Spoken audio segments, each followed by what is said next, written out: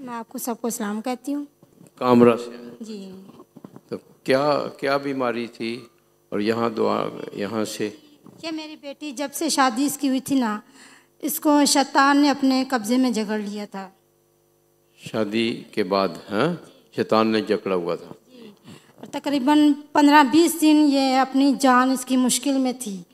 और जब हमने फादर से दुआ कराई तो खुदा का जलाल ज़ाहिर हुआ और मेरी बेटी मौत के मुंह से वापस आई। खुदा का शुक्र है। शैतानी कुत्तों से जब से शादी हुई थी यहाँ आकर दुआ करवाई है।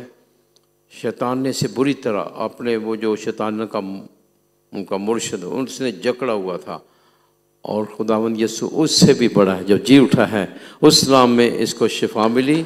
आप ये बिल्कुल खुदावंद ने इसको और रिहाई दी शैतान के कब्जे से। आप ये बेटी बिल्कुल ठीक है। ठीक है, शुक्र है, खुदा का शुक्र है। बहुत अच्छा। देखें